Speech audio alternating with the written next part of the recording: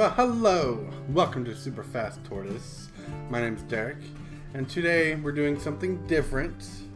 I'm going to interview my wife, Riblets Gaming, aka Casey. And she has an interesting and harrowing experience with card shops, and we're going to talk about that today. So instead of doing 5 tips today, we are going to do a conversational piece. So I hope you enjoy and give us a little information about yourself. Hi, I'm Riblets Gaming. Of course, I am Tortoise's wife. We've been together for going on 6 years, and we've been playing Magic together that whole time. He introduced me to Magic, really introduced me to Magic when we met. Before that, I played a little bit with my son occasionally, just for fun, just to keep, because he liked it, but I really got into Magic with him. That's true. That's true. Probably too much magic happened.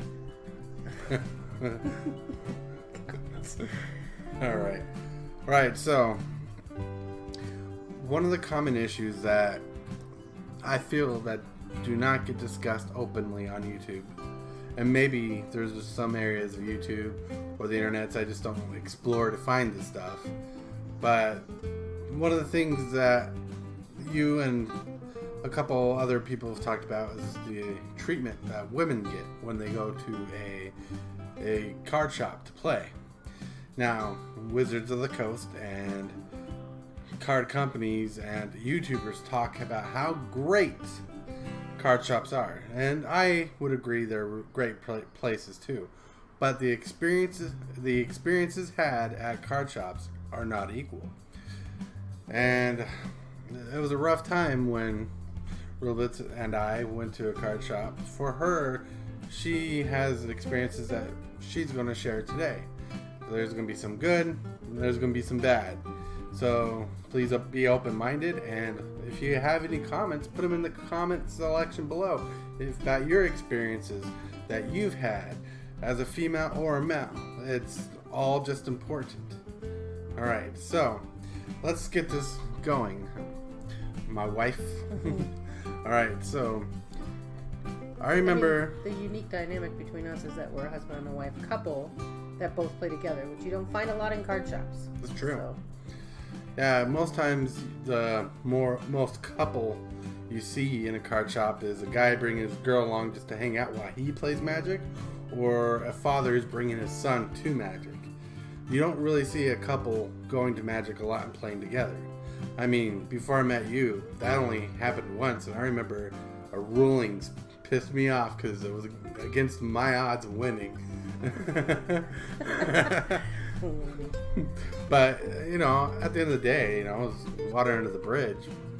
So, I can't remember the name of the first store we went to, and it's not really relevant, but it was a small shop. How do you feel about the small shop as your entry-level beginner for F&M? When we started going to the first shop that we went to when I met you, it was a small shop, privately owned, and we had a lot of fun. I mean, the groups, the F&Ms were usually 50 people and under, so they weren't huge crowds, they weren't huge groups. I was one of the only females there. The other female was actually the girlfriend of Derek's best friend, and she played Magic. Her and I both got into it together because of the guys. And it was like that for a long time, and the guys accepted us for who we were. It's true. And I remember the owner of the shop was really excited to see an adversity of you going there as a female and getting involved with the games. Right. He was very accepting of it and really embraced it. He didn't treat her differently, really. He offered her a lot of product to buy, just like any shop would do, but... Yes, he did. But at the same time, he was a gamer at heart too. Sadly, the guy couldn't run the store the way he wanted it to, so he sold it to people who really didn't know how to run the store, which is a completely off-topic thing. Right. But unfortunately, it meant that my favorite shop closed. Right. But this is a segue into the bigger shop. I mean, this bigger shop was a brain changer.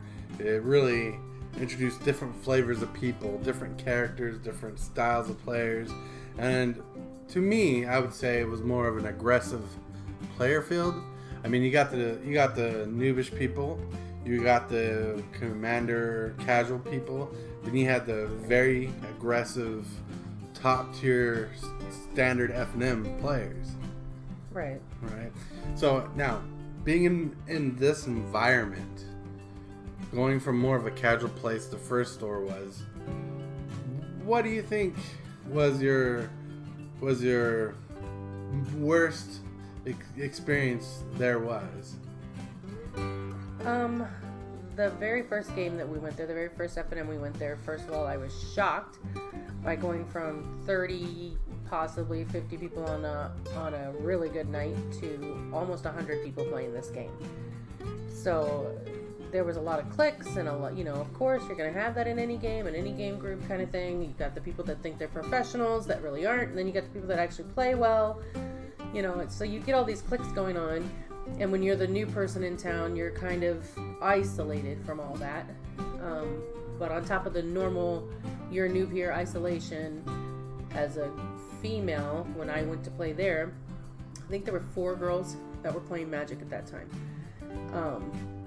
2 of them were pretty good at Magic. You know, you could tell they were welcomed in the community by the people that were there. But a lot of that had to do with the way they carried themselves and stuff like that. You know, they were just well accepted. As a newcomer and a new female coming to play Magic, the other girl that we played with before, she had dropped out.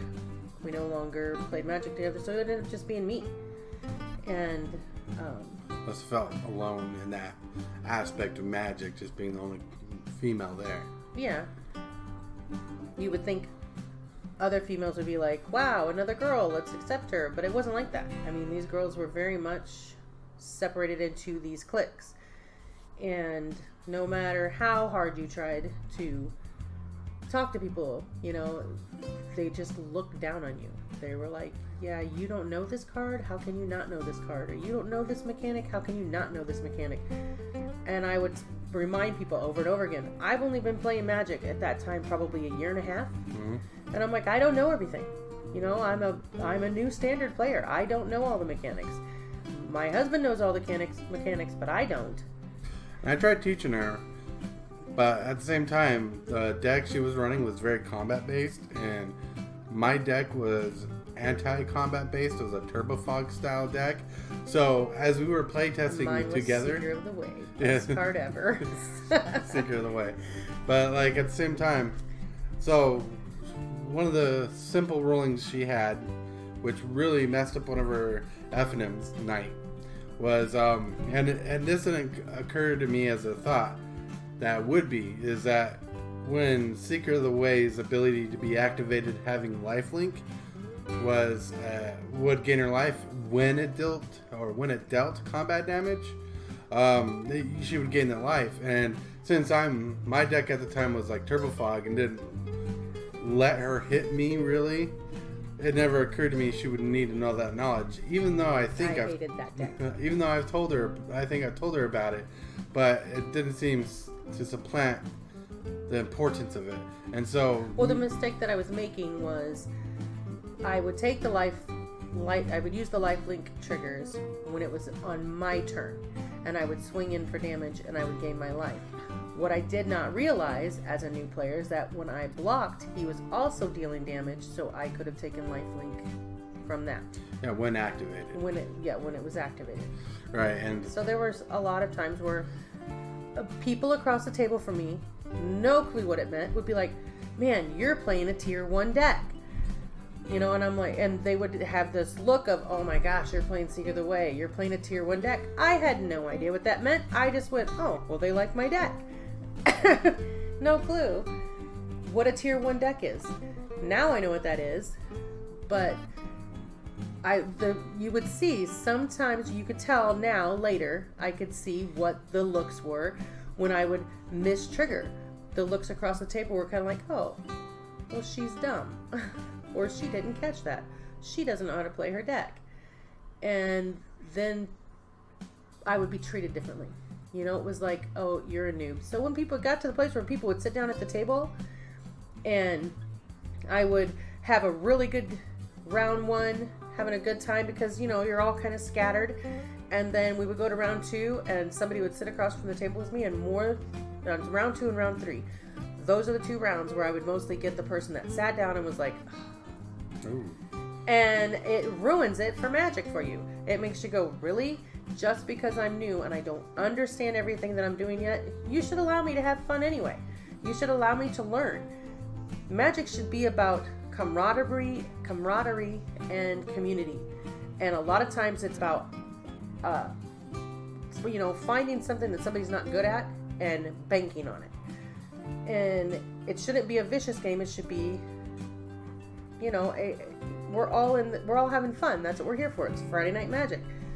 We're playing for a competition, like you're going for $1 million. We're playing for cards, so go and have fun with it. But when people constantly give you an attitude, or they roll their eyes, or when you're outside and they make comments about, the worst comment I heard at an F&M that will never leave my brain is, I'm tired of the bleeders being here. That's a vulgar, disgusting comment. That was said multiple times at this specific shop. That's harsh. And I was done. And, I did not go back to F&Ms. And sadly for me, I didn't catch a lot of this, people talking like this, but I knew there was a discrepancy between players being, you have this group of like the good players, you have this group of the players that are trying, and what people would call the losers bracket, which was very sad, but it's all the noobs who are coming in. You're talking about the 3 different ways that people kind of categorize people at F&M. Yeah, and I definitely was in the noob category along with other people, most of which, and this was the other fun thing too, not fun, but sarcastically fun, is there were a couple times that I seen other girls show up. And they would be there and I would talk to them and they were excited about playing the game, and then by the end of the night I had conversations with them and I never saw them again. Or they would come for a couple weeks and then they, in a conversation I would have with them after, like the in-between rounds, we'd be on like round 3, and there was a couple times a couple of the girls were just like, I can't keep doing this. People are mean at Magic. I'm like, it's game night. You're supposed to be having fun. There should be, it should be fun. Everybody's here to have a good time. But when people are walking away, especially as females and noobs, I heard other guys talking about how mean the top tier players at this shop were to them. How they were unhelpful. Even the shop owner treating people like me and other people there with disrespect. You would stand at the counter and you would ask or wait to ask a question, and they walk right by you and they would go talk to the person that plays better or that are in the click group. And you're standing there like, hello, I'm not invisible. This is the kind of treatment that goes on at these shops. This is why I don't play in shops anymore. Well, that's true. Like, I've been playing Magic since Ravnica City of Guilds. That's about 2005, 2006-ish. And one thing I noticed about certain shops, like the big one we went to, is not only do you have the big category, 3 main categories of the good players, the medium players, the lesser players who are new, you actually have for the shop, there's a different attitude towards the people with money and people who don't.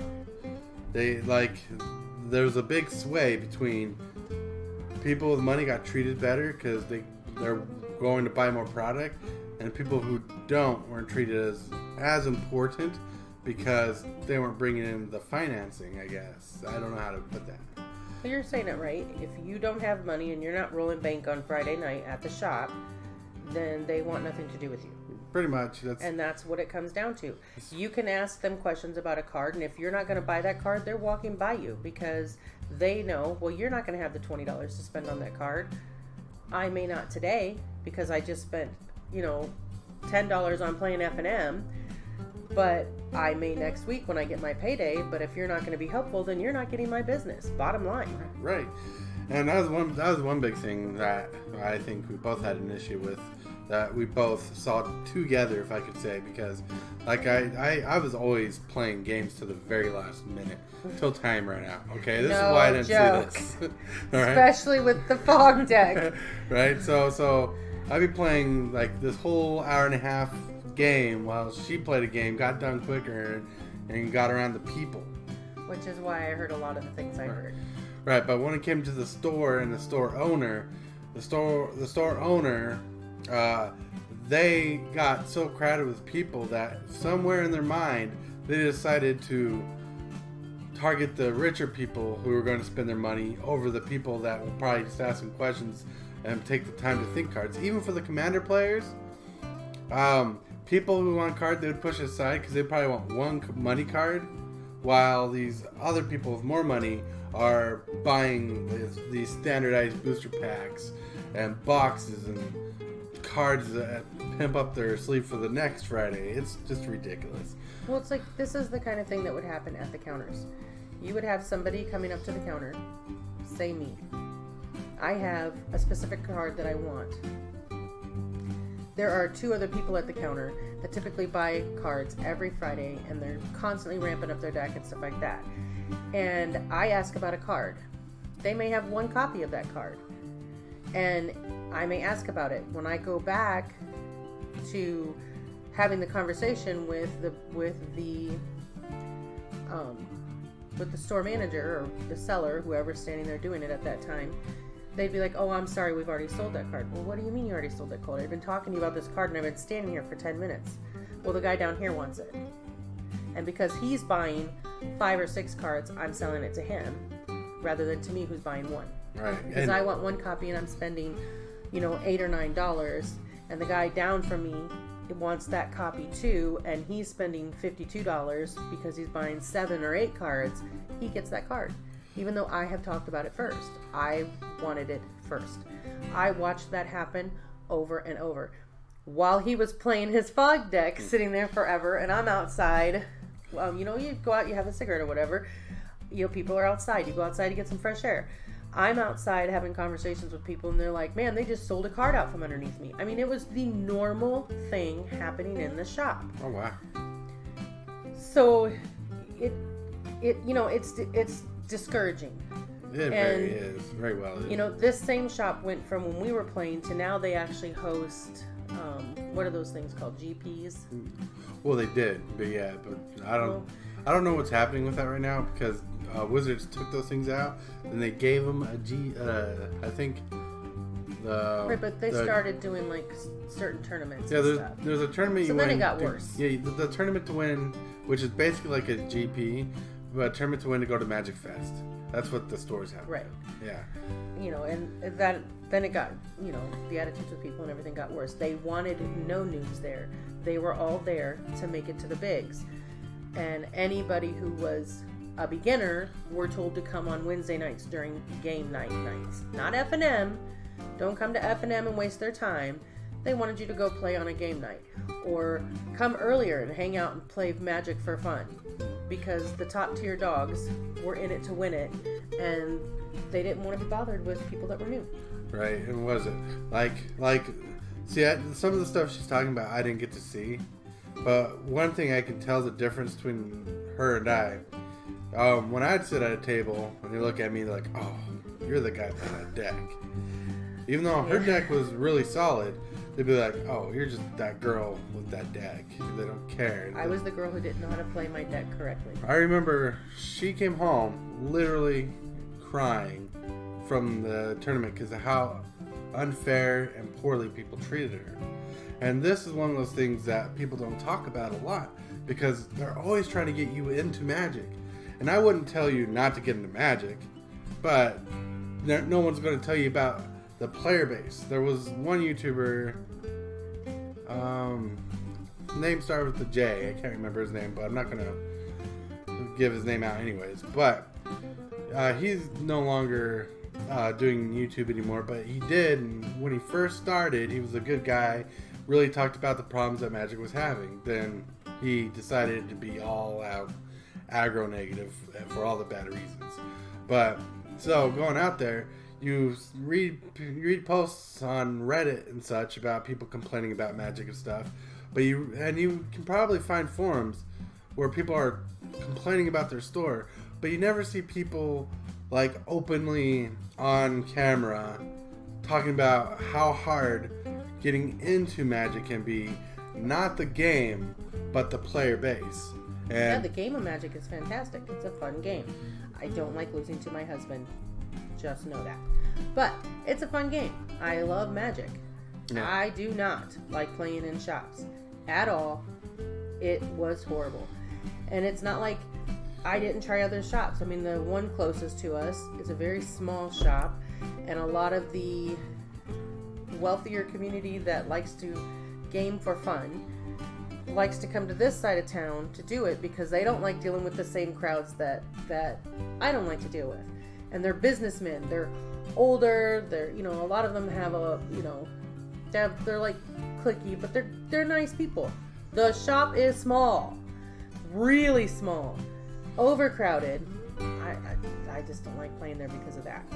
You know, the shop is a good shop, but when it comes to F&Ms and it comes to pre-releases, it is crowded. Oh yeah, I mean, the big shop that we had problems with, F&M seemed to be the cornerstone of a lot of angry moments. F&M and pre-release. Pre-release is a nightmare. Pre-release can be a nightmare, but like we would shop the store for cards not on a Friday just because the hassle just to buy cards, like she was expressing prior, was just annoying on Fridays and being undercut. Yeah, you're trying to get cards so you can play the game later, you know, an hour and a half from now. You go early and you've got people there going, well, I mean, there was one time where even the shop manager said, well, I don't know if I have a copy of that.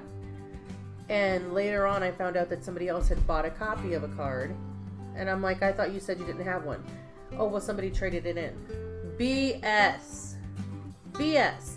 The person you sold it to was too busy to was trade. one of the big dogs and the big players. You knew that that's the card the person wanted, so you held it back from everybody else, or maybe just me. But you, that's what they were known for. They're known for holding back. Sorry about the wiggly camera. They're known for holding back cards from people that aren't going to spend a lot because they know the other players are coming that are going to spend a ton of money. You know, and most Magic players, most of us live on a budget. Most of us don't have $120 to spend every week when you have an F&M and you want to upgrade your deck big time to the new cards. You don't have that kind of money. It's true. Most of us are playing Magic on a budget. We're playing Magic mostly for fun and to have a good time and to have a community that you belong to. You know, and when shops are like this and you don't have any more around to choose from, kind of sucks the life out of playing Magic. Right. Like, Hence the reason why we built a cube. Yeah, the cube. Oh my lord.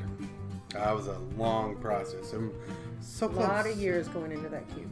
We're just waiting for a massive reprint of the enemy fetch lines. He's waiting for that. That's true. But it's pretty much done. But what is it? We've spent years buying cards.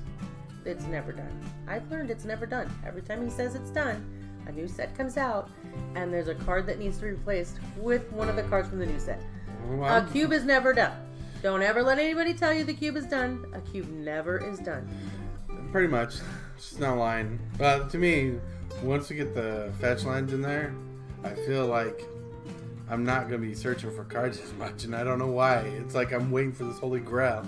And I'm not going to spend all this money on the 5 cards that are coming out when Wizards could be selling them for cheaper. But they're selling it at a market after-market price. It's ridiculous for people who say they don't care about the secondary market are selling it for big. That's just me rambling on. And that's a whole nother subject. But still, the one thing I do want to say about the cube and our topic is we spent, not on Fridays, a lot of money going to the store, the one big one we're talking about, and they treated it just fine. Sometimes like royalty. Not literally royalty, but you know. When we weren't there during magic hours. Right. That was nice. it was easy going. Like on Fridays, I can understand having like 100 people there and getting frustrated. But the issue falls. Yeah, but when we would go early. We would purposely go early because we were looking for specific cards. So it did not even interfere with with Friday Night Magic. Well, on their end, they are trying to set up things for Magic at the beginning, like the computer stuff. But what I'm saying, the big issue is their attitude changed just for Friday, from casual and nice to high stress and aggravated, and like, what's the whole attitude change? That makes me wonder. But now, one thing I want you to bring up. Okay, I have to point something out though. His attitude changed towards you.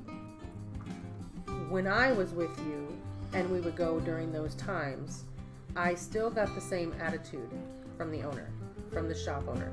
I still got the same attitude of, you don't know what you're talking about, I'll talk to him. Right. Thanks. Oh yeah, and that's the kind of attitude I got. How am I supposed to learn anything if I'm new at this game? If I'm new at the purchase buying? You know, if I didn't have a Derek in my life to mitigate those things for me or to help me understand what I'm looking for, say I'm just a person who walks in on Friday Night Magic and I want to learn the game and I want to play the game. Yeah, Who's going to walk me through that when I go on a Wednesday night after work and I want to talk cards? Obviously, it's not going to be the game shop owner because he doesn't have time for me. I'm a noob and I'm a girl. Yeah, and like, I don't know how. Now, hopefully, honestly, I think at this point some of that has changed. Hopefully. In that shop, because I know there are more females that are playing there. But the stories come out of the shop still are stories of negativity. There's still a lot of negative attitudes. It's just instead of you having good people that are leaving the shop, everybody's just taking on the same attitude. That's not a community to me. That is far from a community to me. You're right. And one of the things I was just about to say is, like, I remember some of the attitudes you got from individuals in that shop, like that one guy, the big guy. The big guy, and it was this scrawnier dude. Okay. But they're two different players. Okay, so there's this big guy who just described half of America, big or scrawny. All right. So we had this big guy who I got along with, but I didn't like because of his attitude, just in general. That kind of, I don't know if you'd call it bullied you in the way he talked and the way he treated you. Then you had the scrawnier guy who he wasn't bullying, he was demeaning. Very demeaning, yeah, that's the right word. I mean, and he was outward with his demeaning. He talked bad about women all the way across the line. But right, but then there was the scrawnier guy who tried playing your game for you. Oh, the meta gamer. And for his benefit, and he actually him and his girl that was there with him, they were one of the other couples. He started telling me that I was doing something with my deck that I should have done, and I was questioning it, but of course I'm still new, so I'm insecure about it. So he's telling me that I don't even remember the situation, this is like 3 years ago, but basically he's ordering me that what I'm doing is not right, and that I couldn't play a card or something the way that I did. And I'm like, no, I can, because it goes on this. And he's like, no. He calls this girl over. I did not know at this time they were a couple. He's like, hey, he explains the scenario to her, and it was about killing one of his creatures. And it was one of the instants that were in my deck. I don't remember the instants that were in my deck. It was like a giant growth kind of style, kind of like, I think Titanic growth, maybe. It was the one that gave me +4/+4. Oh, yeah, Titanic growth. Titanic growth. I played that, and he said I couldn't play it, and I'm like, yes, I can. I remember. So he had this girl saying, oh, no. Once you get past this phase, once you've gone into attack and he goes to block, you're not allowed to play any cards anymore. And I'm like, no, it's an instant. Right. So because the two of them have teamed up on me to prove me wrong, of course I panic and I'm like, oh my gosh, I'm playing it wrong. So I stop. He wins. And I go back out and I tell Derek, man, I totally been playing my deck wrong. And I explain the whole scenario to Derek. Yeah, I remember. They were casting Dromoka Command for 2 abilities. Wow, that he can remember that. And she was trying to cast Titanic Growth to make his creature bigger and have his lifelink go up or activate. And they were saying when they cast... I was making mine go up to make it better. Right, so when they were casting Dromoka's Command, they said that she couldn't respond to the casting to activate it beforehand. And it was messed up. It was really weird. And I didn't know they were a couple. I thought she was, because you have several different judges at these shops. So for all I knew, I'm like, is this a judge? Is it somebody else that knows something? He's brought somebody else in the situation, so obviously I'm wrong. But I was so confused. And of course, Derek's playing Fog. So my game ends pretty quickly. I go outside and I'm sitting there completely confused, feeling guilty that I was trying to play something wrong. And then I'm like looking back in the way I've been playing this deck for a while. And I'm like, oh my gosh, how many people have I screwed over? Feeling bad. Derek comes out and he's talking to me. He's like, are you okay? Well, we don't have time to talk because when he comes out, it's time to start the next round because he goes right to the end. It's true. So I didn't really get to talk to him about it till we were on our way home because of time with his deck and stuff like that because it plays out to the end. So on the way home, I explained the situation to him and he's like, what? They cheated. They totally cheated. You were about to beat him and they totally cheated. And at that time I said, it was really weird because they were outside together all the time and they were talking together. And then Derek said, that's a couple. They're a couple. But anyways, I remember it was revealed to us that they were a couple. And then I realized, wow, I got cheated and screwed over. Excuse me, I do believe that was the last night I played there. It was. Because I had it. I had definitely had it. That's when she broke down crying. All these things added up. I was made to feel guilty for something that I wasn't doing, questioning myself, and the whole time I've been playing this deck and feeling bad because, oh my gosh, I cheat people out of games, and only to find out that, no, I was cheated. And I'm like, this is not fun for me anymore. It's not fun. I did not want to play Magic anymore. I literally walked away from the game. I played a little bit with Derek at home, but I literally walked away from the game for a long time. I know. I didn't want to look at game cards. I didn't want to talk about cards. You want to buy cards? I'll give you the money. You can buy a card. Here's your birthday money. Here's Christmas money. I don't want to talk about it. Don't talk to me about decks. His faith in me, he has continued to build decks for me by talking to me a little bit. Well, what's your favorite kind of card? What's this and what's that? Because he still knows deep down inside I love the game of Magic. It's true.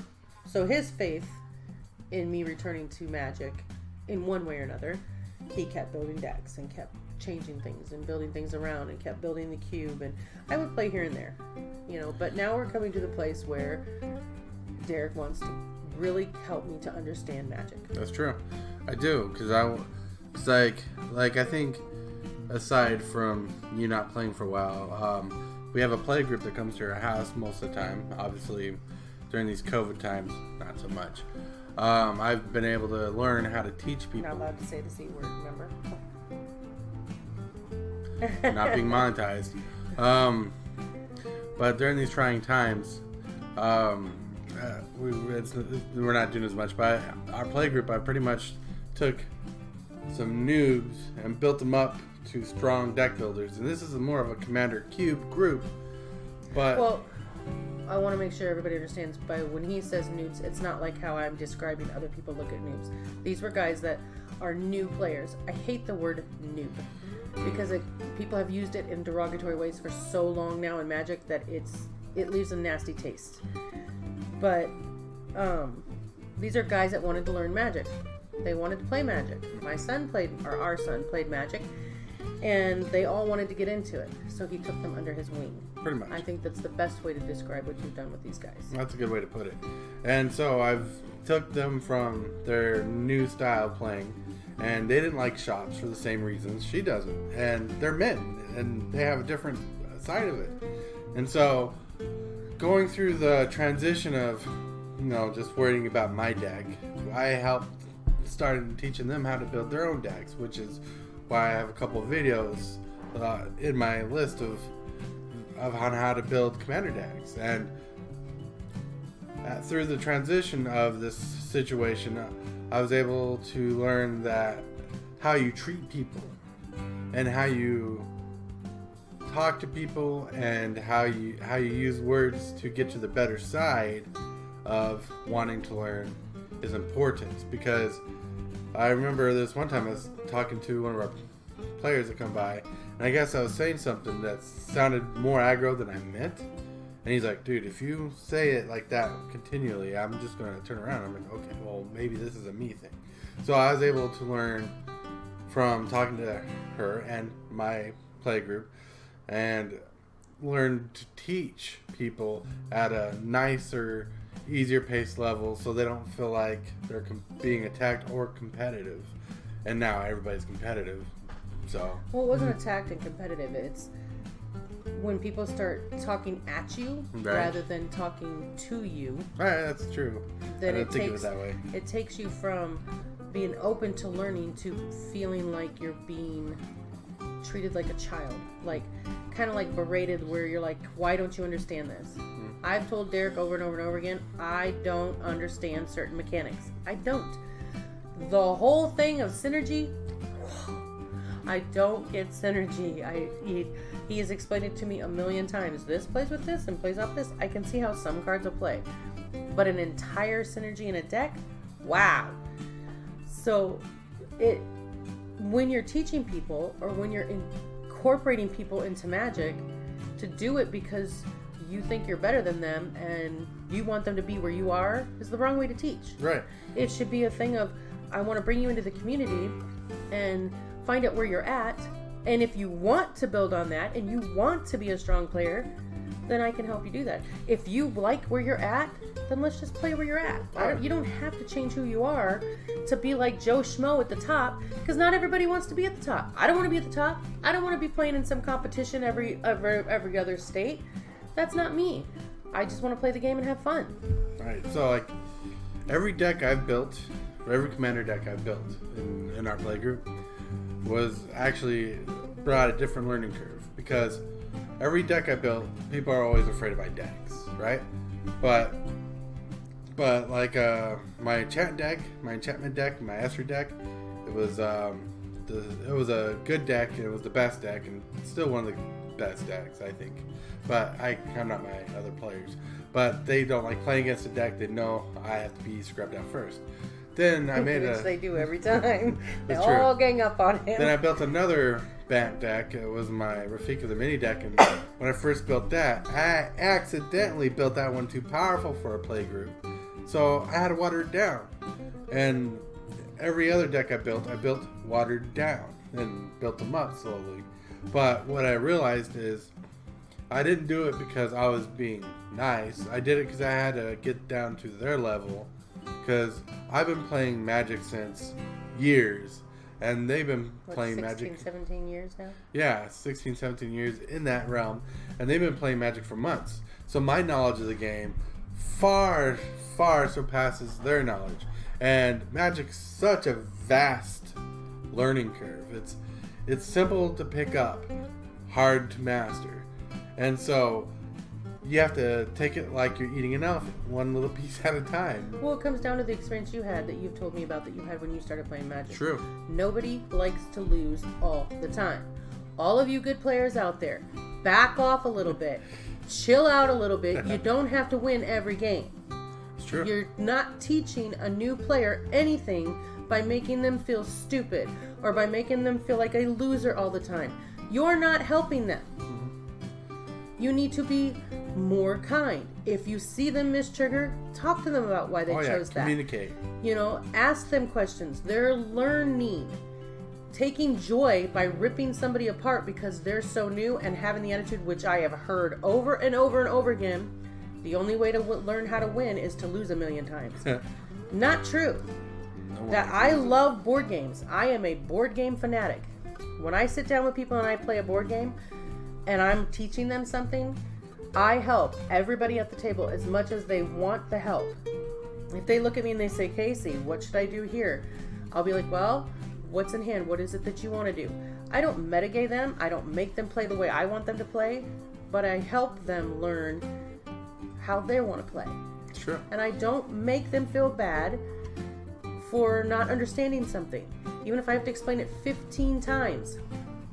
Explain it 15 times. It's true. Everybody learns different. But to sit there and hold yourself as a god over this little person down here that's just learning is ridiculous. It is why people walk away from Magic all the time. They're tired of it. I hear it all the time. They are tired of it. It's not just the screwed up stuff that's going on with Wizards of the Coast, which is a whole nother episode. It's not all that kind of stuff. New players walk away fast because they're tired of being beaten down. Or mistreated. You know, they're tired of losing all the time. How hard would it be to be a good gamer and say, take somebody under your wing when you're at an F&M, obviously not right now, but take somebody under your wing and say, dude, let me check out let me look at your deck you're playing with. You guys have 1 million cards. You have a disposal amount of cards. I've watched Derek on many F&Ms pull his card collection out and give cards to new players and say, dude, I got something that will help your deck. You know, after having a conversation, they're like, well, I really want to do this. He's like, well, I have like 4 of these. Let me give you 2. And some of these have been money cards, you know, $5, $6, $7 cards where he's given it to a new player to help them get a little more confident in their deck. And then he's shown them how to play it. That's the kind of stuff you need going on at F&Ms and at game groups and stuff like that. Instead of everybody being boom and, you know, focusing on the little person who's going to learn his lesson, how about you teach him something? Right. No, the main reason why I did that, give away cards like that to newer players and whatnot, is not because I felt bad for them. I've been in a situation where I was surrounded by Magic all the time to having no Magic players for a long time. And bringing people together to play Magic, in some cases, like her not wanting to play for a while, having to build a relationship of Magic with someone and wanting to keep them in the game, even at the shop. You want new players to have good experiences so they have a reason to come back and want to hang out with you, so you have someone to play with. It's just as simple as that. So, I'm going to segue this into, as we get to the closes, what are good things about a Magic shop do you think you liked outside the realm of what we've talked about? I know I love F&M. I loved going to F&M. The shop that's closest to us would be amazing to be able to go to. It's just... You're talking about the shop right here, right? Yeah, this shop is so tiny, and you get a lot of people on pre-releases. On F&Ms, it's a little smaller. The thing that I love about the shops is not everybody's bad. You're not always going to have to deal with the big dogs. There are a small group of people that are just there to play the game. And if you can figure out who those people are, and you're just laughing and having a good time, you walk away with friendships. You know, Magic can create really good friendships. You know, I mean, there's times where we've gone to the mall and we've run into people from the very first shop, and we all still like, oh man, dude, you know, and you're talking 2 years later and you still see each other. And when you see each other, there's nothing but good feelings and excitement that you ran into each other. And it's because you built this friendship in this community so that you all remember each other. When you run into somebody from a shop that you've had ill feelings with, you're kind of like, oh my god, and you're avoiding that, you know? So for me, it's like the good things were that small community, the community that really, really just wanted to play the game, just wanted to have fun.